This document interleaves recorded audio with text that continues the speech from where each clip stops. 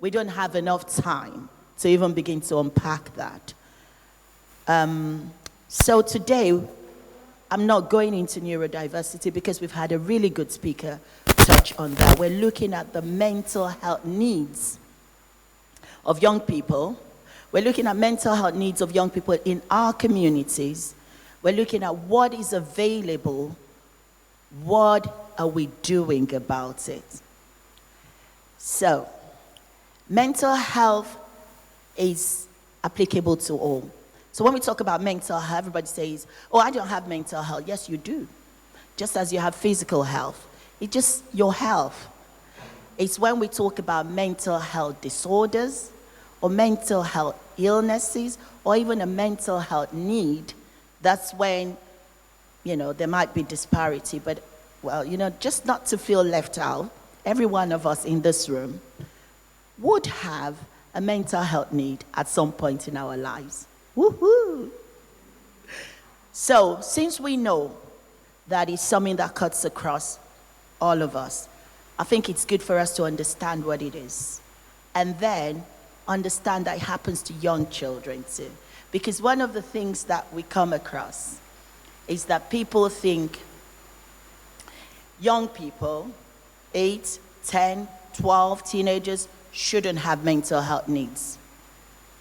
But those ages get cancers, as sad as it is. They get all manners of physical health needs. So why are we so particular when it comes to mental health needs? And I dare to say that is because of the stigma that is attached to it. I dare to say it's because of our cultures and traditions that is the white elephant in the room. I dare to say it's sometimes our perception of what is and should not be. Sometimes it's even our religious beliefs. And until we start to pull down those walls, our young people will miss out.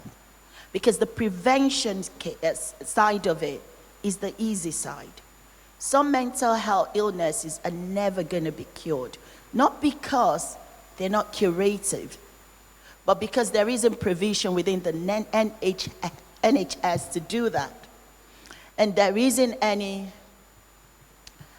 assurance that even if you went private, that you're going to get because we look at health and then healing, but with physical health needs, we're able to manage some things.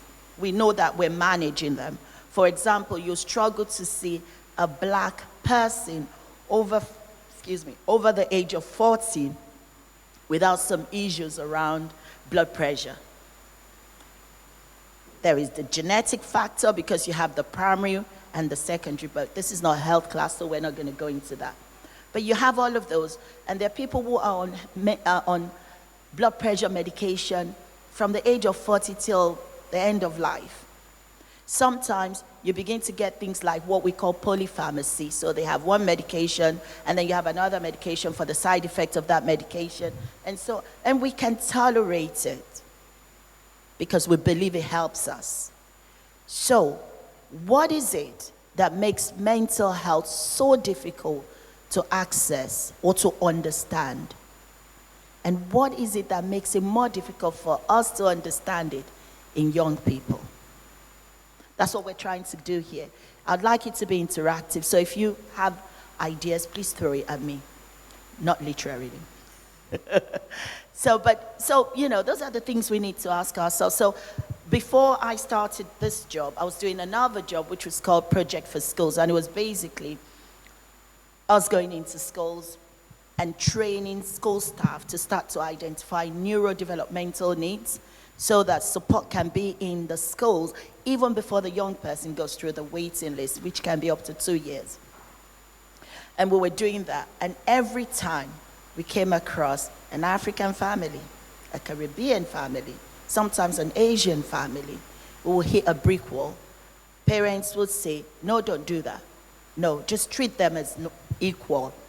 We're not asking for inequality. I, of all people, would never think, I'm always thinking equity. We're just saying, sometimes your child needs extra support. But that was the easy part. Now, when we use the word mental health, we get the garage door shut in. No. But the truth is, until we accept, we can't help. So, everyone in this room could have a mental health need. And there are all manners of things that could trigger it. But when we're talking about a mental health need and an established mental illness, they're two different things. But the bridge between the two, again, sits in prevention. If we can identify and put in the support, that would help. One common one is like anxiety. Anxiety is a common one. But it doesn't mean that you're ill if you're an anxious person. You might be an anxious person. Sometimes anxiety sits within a person's personality. Some people are anxious by nature. Everything makes them worry. And I'm a typical worrier. But it doesn't mean that I'm ill with that. So when we're talking mental illness, until a person gets the diagnosis, don't get into a panic. Just look at the help that is available for that person. Think about physical health. We're always trying to ensure that it doesn't get worse. It's the same with with mental health. If we know the things that will exacerbate a situation or a condition, and we start to help the person. If you're an anxious person here or you worry, put your hands up. Thank you. How do you help yourself? Sorry, in the middle of... Well done. Learn to let go. Anybody else? You pray. A person of prayer. Anybody else? We're already doing it. I just make a list. I'm the list maker. Everybody knows. You go around my room, there's a list for this, that, and that calms me down because I've got it. For me, it's about control. If the control does not get out of my hand, I'm good. I know somebody who calls me a control freak, and he's my husband. He says it with the utmost love. But once I get that, I look at my list. I haven't missed anything. I'm good.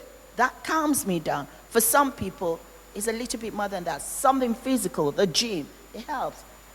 You just let it go. Man, you're strong. And you pray. And by praying, you hand over control to somebody greater than you. So you see, we all do it.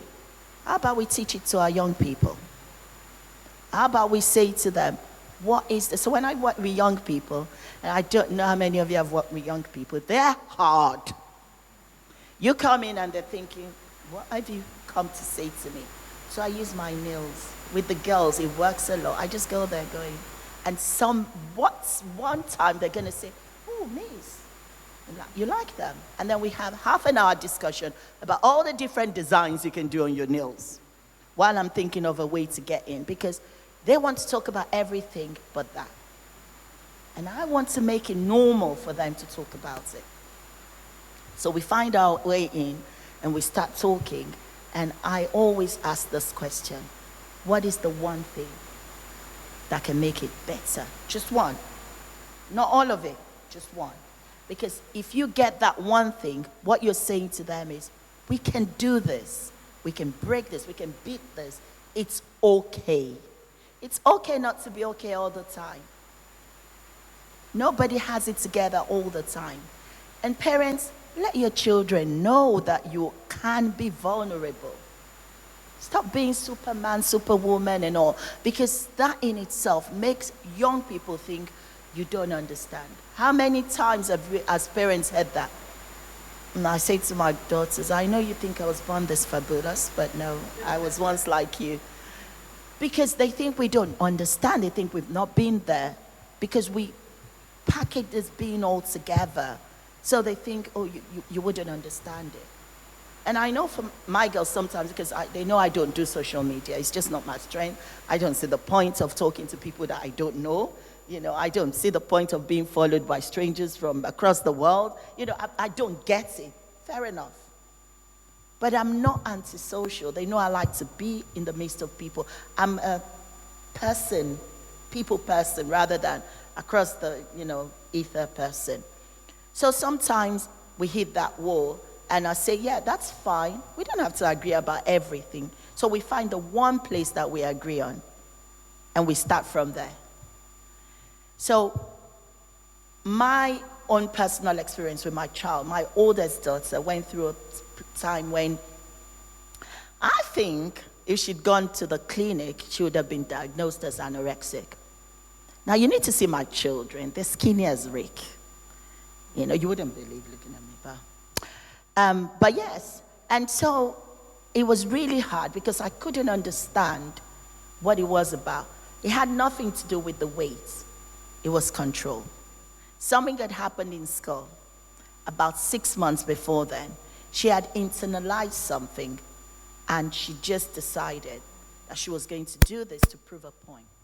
The person who made the comment had forgotten about it, as young people do. And how many of you know they can be vile? Young people can be mean. Forget the sweet cuddly. They can be harsh. And that's because of the frontal cortex as well. And that's the reason why they don't tend to diagnose enduring mental illness in young people until the age of 25. So a young person could be presenting like they've got personality disorder, they've got they will not get that diagnosis because their brain is still developing, and there's the wondering, maybe this is not the final person. Maybe it's just this, non-fully developed brain that is causing a young person to present the way we see. But we can help them. Sometimes people don't want the labeling. It's the labeling that people are avoidant of, especially in our communities. We get a lot of labels anyway.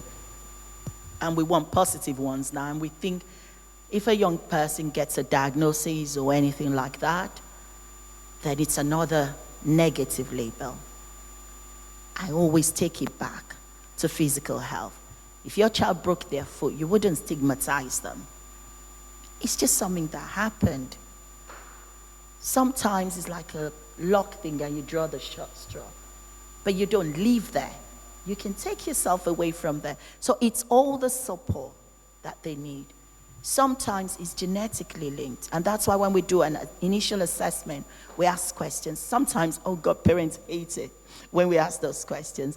And because I've got a neurodiverse daughter, like I said earlier, my youngest child, and going through the process, it feels like it makes you very vulnerable. They ask all this, it's like they're stripping you. So, but I can take that experience, and when I come to assessments and I get parents that are they just don't want it, and I say, all right then, you know what I'm going to do? I'm going to take my professional hat off, and I'm going to put my mommy hat on. And I'm going to say to you, if what you want is the best outcome for your child, you're going to work with me, if that's what you want. But if you put your pride ahead of that, you're not going to get the help you need. But in that room, it's not about you, it's about the young person. And 9 out of 10 times it will work. There's always the one person. I can't win everything. But, so I think I'm going all over the place, but I'm trying to build a picture that we need to accept the fact that at some point in life, our children might.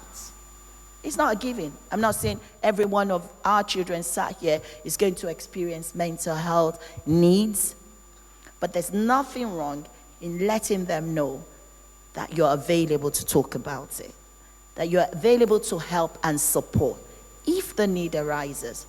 My daughter didn't come to me. I knew something was wrong, and I was looking for a way in. And I don't know about you, but your own children are the most difficult patients you're ever going to have. And I was so frustrated, but she had good friends who went to the pastoral lead in school and said she doesn't eat her dinner. And we were sitting at home, and I was talking to her dad, and we were tearing our hair out. And one day I phoned her at work after school. I said, can we meet at the Costa? And we went there, and we chatted, and she was waiting. She knew I called this, but I wasn't going to go there until she said, Mom, what is the problem? I said, I'm worried, I'm scared, I don't know what to do. I'm very good at what I do, but for the first time, I feel like a failure. And she started to cry. And I said, just tell me how it is. I'm that mother that I've always said to you, tell me, because I'd rather know. So, and then she started to talk about this situation, about some boys passing a comment and this and that and everything. And I just stopped and thought, oh God, this is what I have to do at work, and now, and I didn't know what to say. So I said, all right then. I'm just going to think of a way to help you, but what do you think could help you? And she said, no, I don't want to do it, but because that's where addictions sit. I don't want to do it, but I'm so used to it. So I said, okay, we're going to change one thing at a time. So you start by cooking for us. Cook your own best meal, and everything. But we'll all join in. So by the time we start eating, we're not sitting to dinner now. We've all, and everything. And we start to break it little by little. And, I can sit here now and say that worked fantastically. And I've also got a fantastic chef at home now, thanks to that, because she does like it. So she likes the fact that when she's at home, we eat something different, She comes home with recipes, she buys recipe books, So that's one. And that's an example because it's my own household. But I've got loads of examples from working with young people. I've got loads of examples from supporting a young person through a diagnosis. They get a diagnosis, and it's scary. It is scary. We're not going to play it down. But it's also giving them all the skills, saying, look, we're DBT trained, we're CBT trained, we're this trained and that trained. And we can say to them, but actually, it's when you repeat the same. What are habits? They're things we do over and over again. So to replace one habit, you start another one, and you start to move it gradually. It's not going to happen in one day. Sometimes it's not going to happen in 1 month. And when it does happen, the person who's going to be the happiest is the person, because this young person thinks, I can beat this. And you can see when that happens. But what they need is that support. Parents who are non-judgmental. And I can speak because we are judgmental.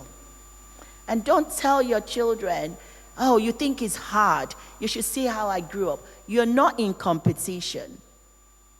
Don't tell them, I don't know why you think your life is hard. I grew up, I used to fetch water. You're not in competition. If you don't understand the disorder, go read up. Ask questions. Ask the practitioners, how can I help my young person? Because one of the things your young person wants to know is if you really, really want to help. Or if this is just another thing you think they should get out. Because we do it, we think, oh, they're just playing up. So if you've got a headache that won't go away, you go to the GP. And if your GP does not know what it is, they send you off for a blood test. Am I right? It's not same in mental health. We interpret behavior. Somebody's behavior would tell you what is wrong or something is wrong. So things you look out for. If your young person is talkative and they stop talking, you don't have to say, why are you not talking? I noticed is everything all right? You need to stay and hear the answer to that question.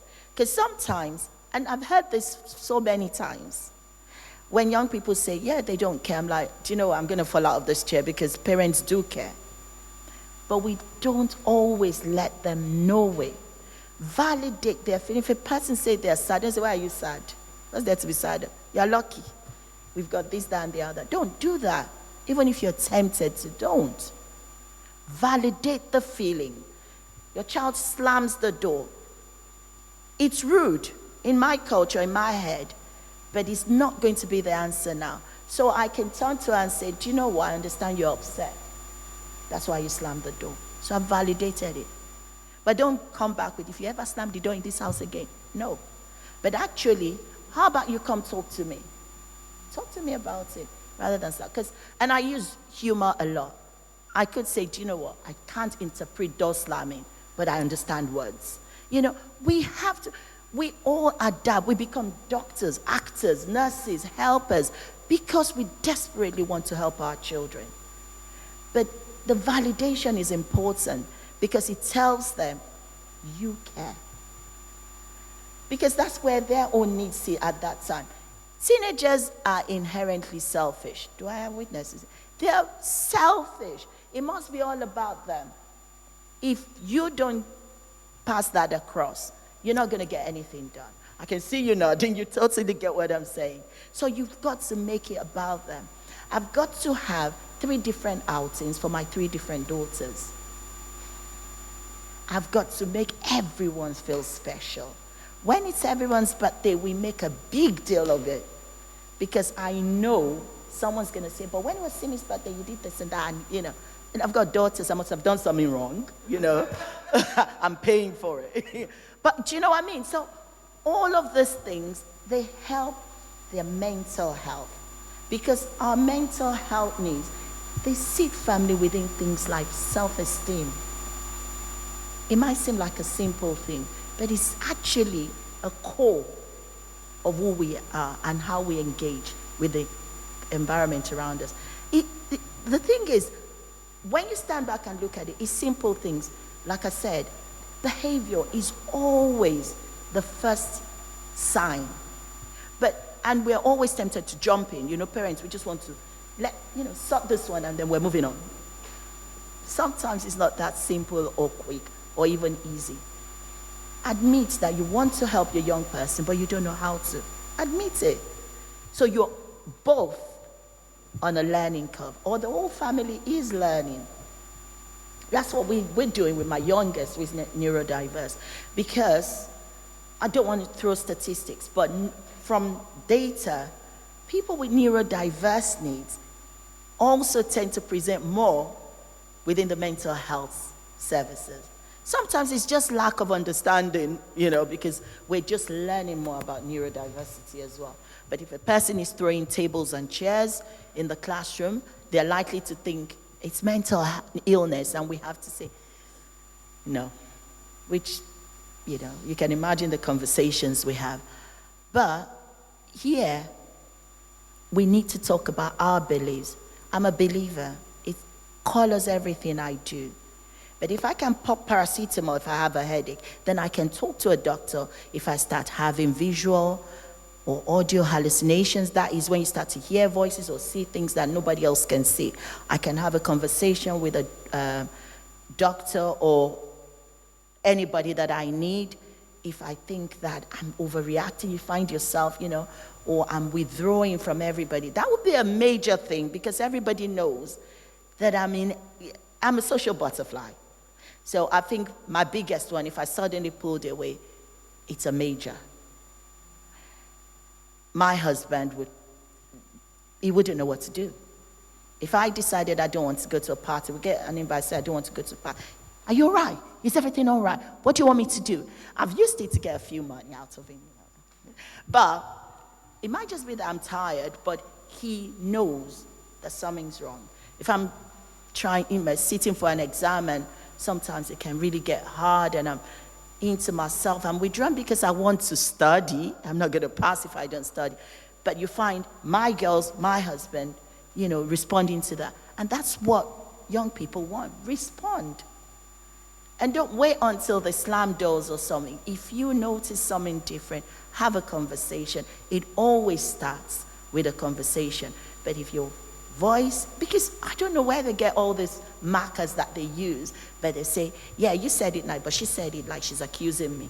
Oh, you did. So you've got to practice, which sounds weird, but you've just got to be vulnerable. I think that's where it sits.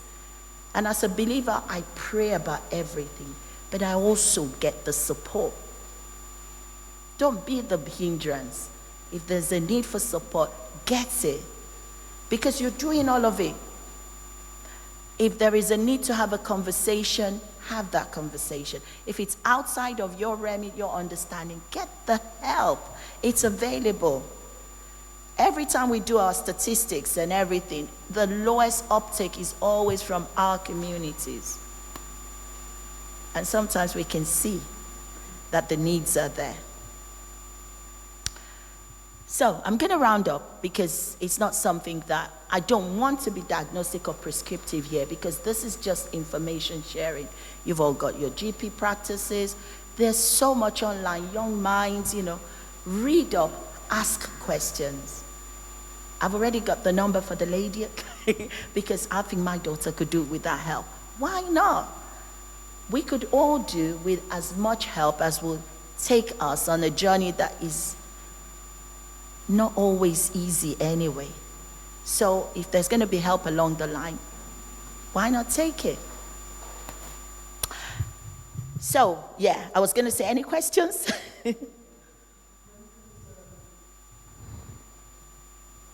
When does mental health become, as in anxiety, depression, become an illness? How do you identify it?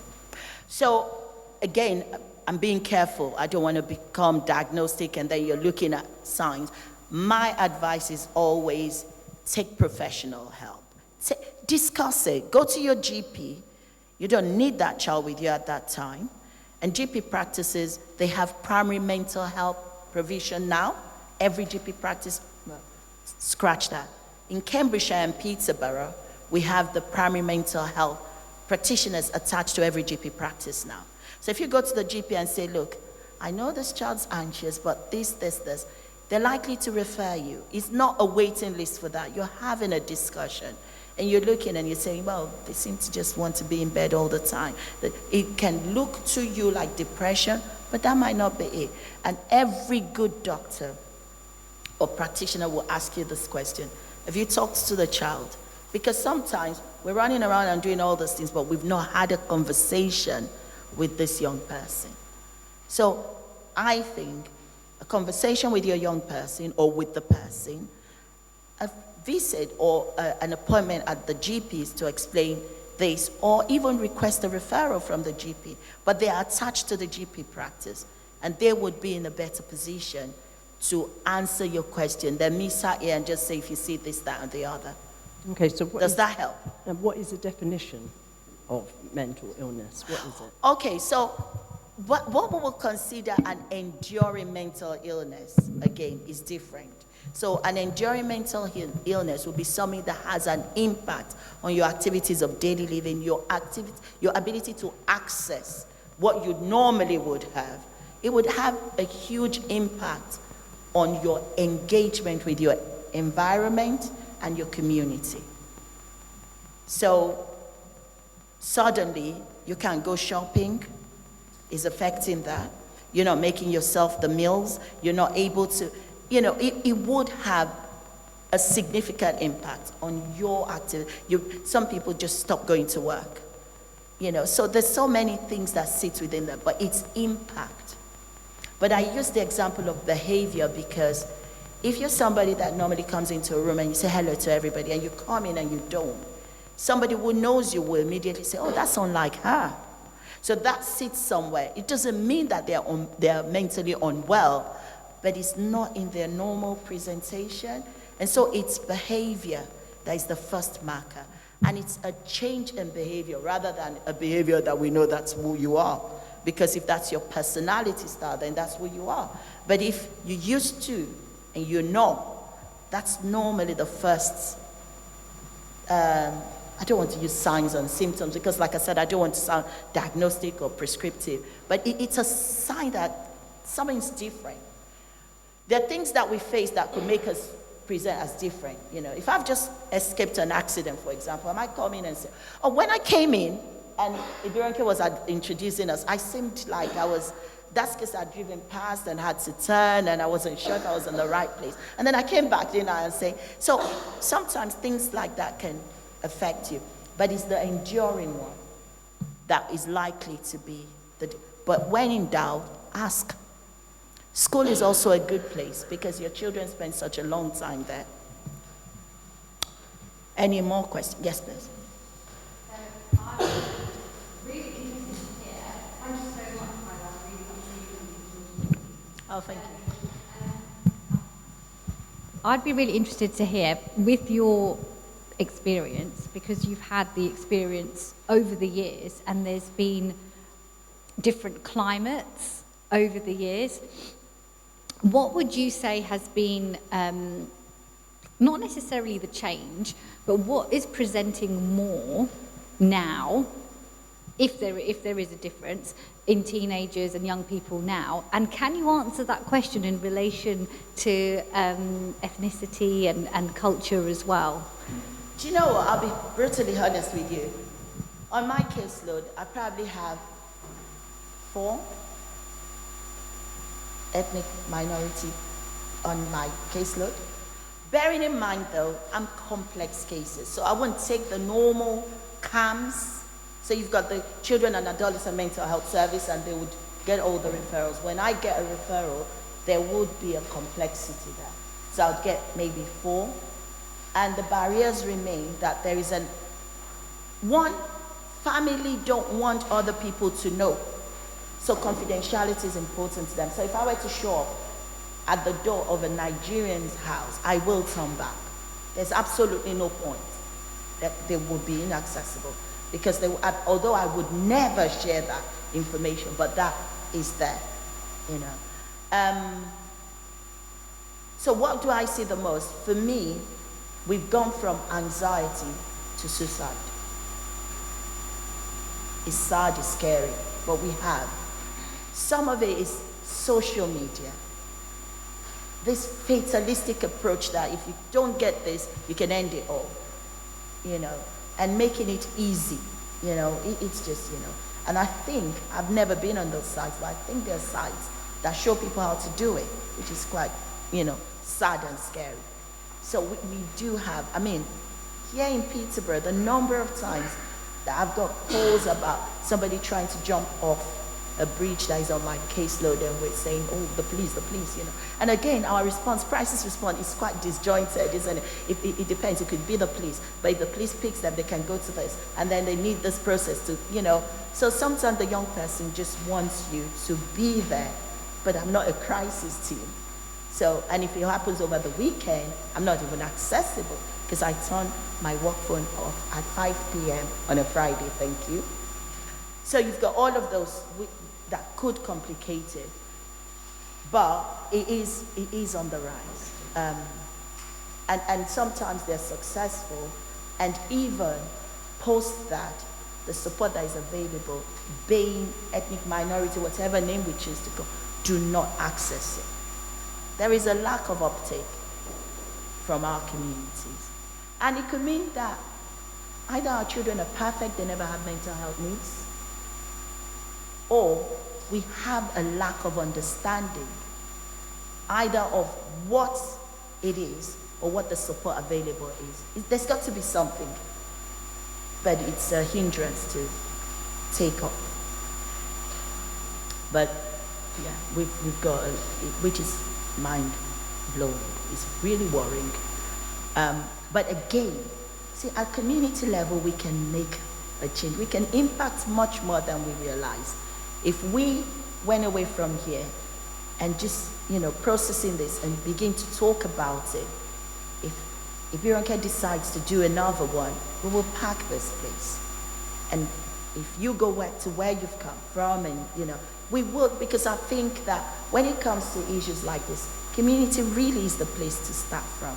Because if you were to invite a group of ethnic minority people into a room full of non-ethnic people, there is always that wall that comes on.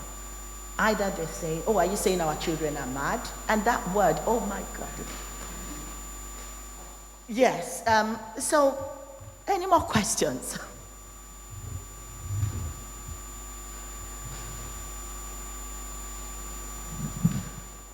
Thank you very much, Antonia. I have a question. I think almost everything you've said is really informative, but you did mention something about going into schools to educate teachers, and I think that's really important. And I just wonder if it's something that you still do, or your organization? Unfortunately, no. So when that project for school was on, it was a collaboration between the local authority and the health authority. It involved money. I'm sorry, but a lot of things involve funding. When you see services pulled, it's sad. And that is why I think community end is really good, because there seems to be a lot more geared towards from community. And there are pots of money that can work from the community, but that got pulled because it was a three-year project. Sometimes I even think, was it for data? Because we had to write God reams, you know, reporting back, all the, you know, but yeah, it's stopped since 2018, if I'm not mistaken. And nothing replaced it. It's a shame that's happened because, like you said, you know, the mental health needs of our young people is on the rise, especially with the impact of COVID. However, in Peterborough, at the local authority within education, they've got like an autism support hub, ADHD, you know, and all of that. And parents don't always know, and school don't always give it away. So it's worth asking in school because it's there. And if it's not taken up, you know, but sometimes it's one of those things that they wait until a child gets to, you know, that area of presenting or they're struggling before the help. But I'm a firm believer in prevention is better than cure. Yeah, I agree. Thank you very much. No worries. Any more? Thank you very much for your time then.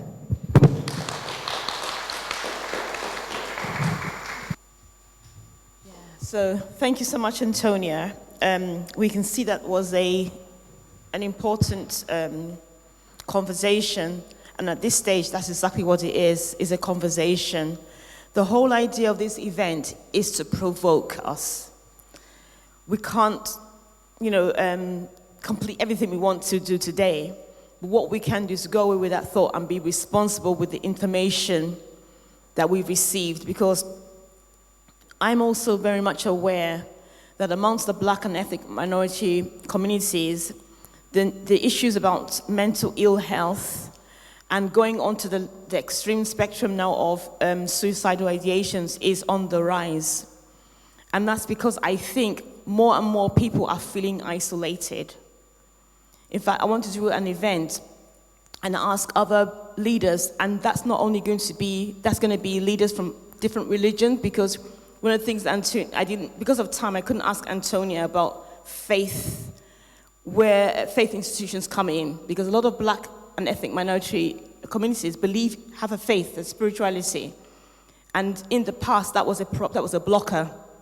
Because if a young person went to their consultant and said, I can't pray, or I feel as if God doesn't like me or love me or something, they would say, is there God? You know, then how do you help that person if they come from a faith community? But now, according to I think it's the UK Psychiatric Institute, you have to accept and embrace that this person may have come from a culture of faith and spirituality. And if that's part of their recovery, then you have to take that into consideration. So what I want us to do eventually is to talk about isolation. The reason why I'm bringing that up and I'm connecting it with mental ill health is because there are many people that are smiling, they're engaging on their phone on social media, but it does not mean they don't feel isolated. And in fact, somebody could be happily married, maybe in a relationship, and there's a lot of internal isolation. I actually got that from one of our, I would say participants, one of the people that have come. Her name is Paulette down there, when she shared a few weeks ago about isolation. It really touched me, really, to be honest with you, how we can be living a normal, functional life, but there's a lot of sense of inner isolation because of the period of what we're going through. So watch the space, and it may be that any of us will carry that as well. Without much further ado, our next speaker has come all the way from Norway, but was raised in England, and he will talk a bit about himself. And his name is Hasim, and he will talk about his background, where he's from ethnically as well. So there's a little bit about that as well. And yeah, for the next couple of minutes, over to you,